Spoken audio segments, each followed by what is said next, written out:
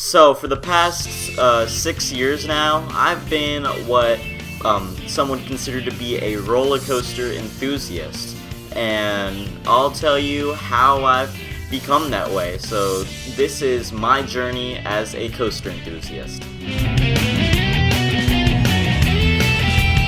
So this starts off during around the summer of 2014, because before then I considered myself pretty scared of roller coasters at that time, and I was especially terrified of the idea of going vertically up or down or upside down on a roller coaster.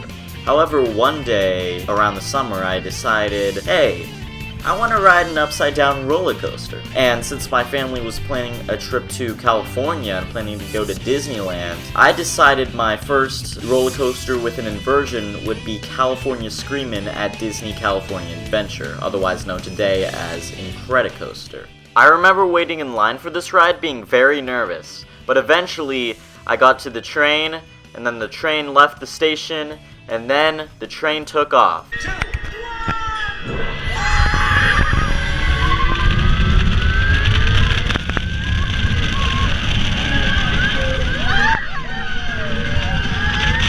The train had taken off, and I began to traverse through the extensive layout of this ride known as California Screamin'.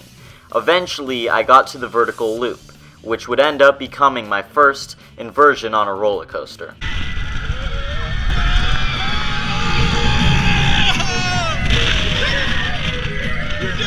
This was the ride that was responsible for me becoming a roller coaster enthusiast, and over the span of the next 6 years, I would ride many bigger and badder thrill rides like this one. If you were to ask me about my thoughts on the ride at the time, I would have responded with, I love the loop, but I just don't like the launch point and the biggest drop.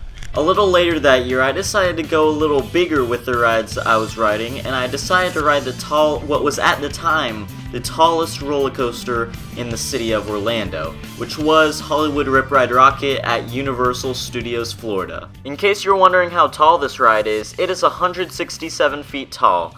Keep in mind, my previous big accomplishment, which was California Screamin', had a max drop height of 108 feet, so I'd consider this quite a bit of a jump. I do remember when I first rode this, it was at night, the line was 75 minutes long, I don't know why I remember that, I just do, and I remember enjoying this ride. However, I've ridden many times since then, and while I still very much enjoy it, I consider it to be quite rough. Now, during my first year as a roller coaster enthusiast, I found one issue with being such a young roller coaster enthusiast, and that was the fact that I was just a couple inches too short to ride a lot of roller coasters, such as those from manufacturers like B&M. And a little later that year, I ended up going to Six Flags Over Georgia, and since the best rides there, or at least at the time, which were Goliath, Batman the Ride, Superman Ultimate, I think it's Ultimate Flight, yeah, those were probably the best ones at the park. I wasn't able to ride those because those were from B&M, and B&M rides have a 54-inch height requirement, and yet again, I was under that height requirement at the time because I was a little kid. And the rides I did ride were mostly kind of old, rough rides, so those would be the now-defunct Georgia Cyclone and Ninja. Those two were probably the worst two rides that I have ridden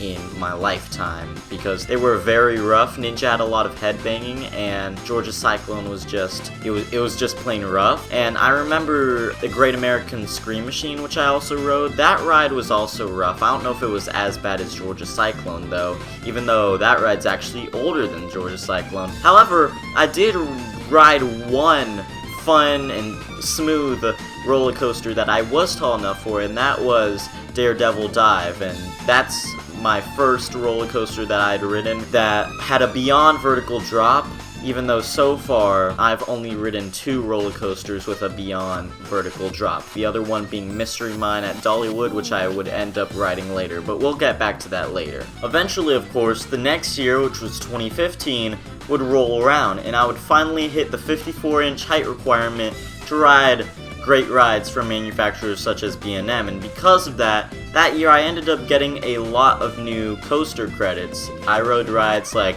the Incredible Hulk coaster, Dragon Challenge, which that's technically 2 coasters. I also visited another theme park for the first time, SeaWorld Orlando, and there I got 2 coaster credits, being Manta and Kraken. Also that year, I got a coaster credit that I was the height requirement to ride it the previous year, but I didn't ride it till that year, and that was Rock and Roller Coaster at Disney's Hollywood Studios. And I will admit, that ride's launch still kind of gets me today, because to me it feels rather intense. I mean, I know it's only to like 57 miles per hour in less than 3 seconds, and I know there are rides out there with faster accelerations, but so far that's probably the most intense acceleration I've been on. The next year, which was 2016, would roll around and I would end up getting another major roller coaster credit that was quite memorable to me. You see, that year I revisited SeaWorld Orlando and I ended up riding a brand new roller coaster at the time, which was Mako. What are we on? Mako! Orlando's tallest, fastest roller coaster.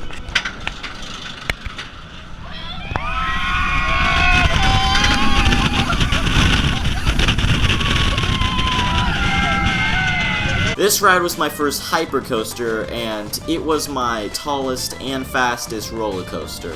It was 200 feet tall, and it had a top speed of 73 miles per hour. And since then, I've ridden 2 other roller coasters, one of them having the same height and one of them having the same speed, but I'll get to those a little later. I remember this at the time was my favorite roller coaster, and even to this day it's like my second favorite roller coaster. I remember it being a lot of fun. I've ridden it a lot of times since then, and I just love the ride. Has great airtime, a great first drop. I think it's just such a great ride. The following year, which was 2017, I would end up discovering 2 of my favorite theme parks as well as my #1 favorite coaster credit so far.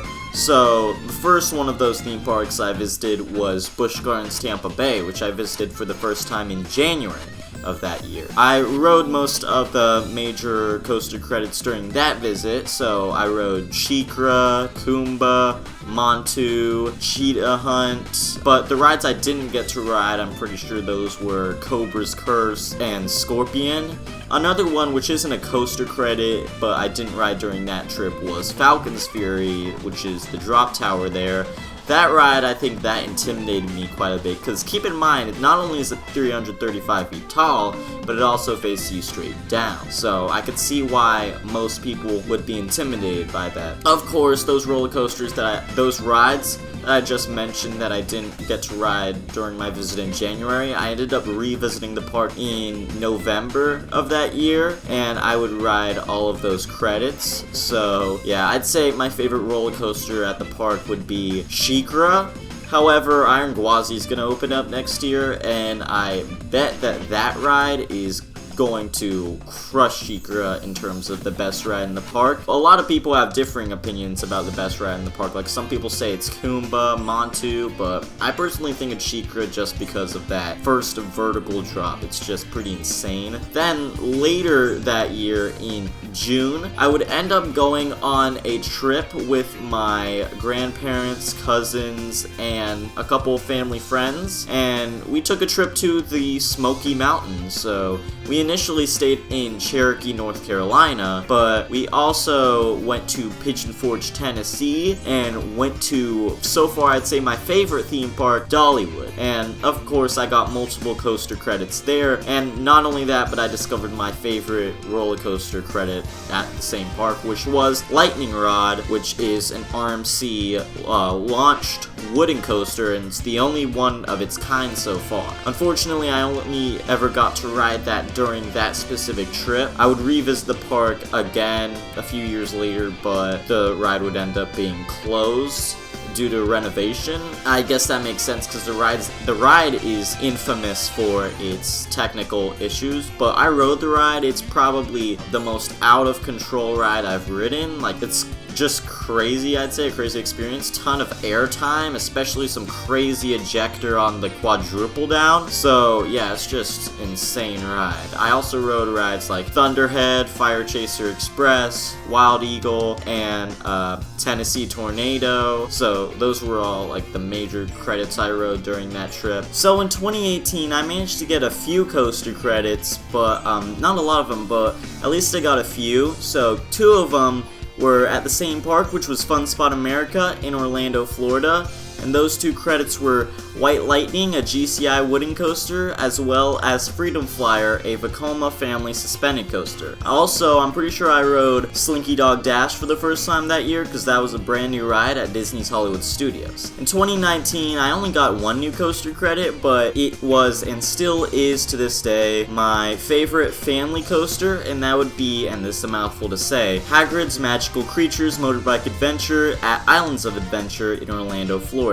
So you might be wondering what I've done this year as a coaster enthusiast, especially in considering this year has been a rough year for theme parks as well as coaster enthusiasts due to the pandemic. So in February, I managed to ride Tigris at Busch Gardens Tampa Bay for the first time. It's a Premier Ride Skyrocket 2 roller coaster, and I'd consider it quite a thrilling ride. And then later this year, I managed to take another trip to the Smoky Mountains, except this time I stayed the whole time in the Pigeon Forge area. I revisited Dollywood, and I got a new coaster credit called Dragon Flyer, which is another Vekoma family suspended coaster. And I also managed to ride 2 Alpine coasters, one of them being Smoky Mountain Alpine Coaster in Pigeon Forge, Tennessee, the same place, or the same city that I stayed in that trip. And then I managed to find what is probably my rarest coaster credit, which is Georgia Mountain Coaster in Helen, Georgia. So yeah, I don't think anyone's heard of that ride unless they live within like the Helen, Georgia area. So that's pretty much what I've done over the years as a coaster enthusiast. However, I do have plenty other parks and plenty of other roller coasters on my bucket list that I really want to ride someday. So, and I want to visit those theme parks someday as well. So anyways, I hope you enjoyed this video. Be sure to leave a like if you like this video, and comment what you want to see next or what your feedback is on this video. And be sure to hit that subscribe button, as well as turn on post notifications so you can get notified of my newest and latest uploads. I'll see you guys in the next video.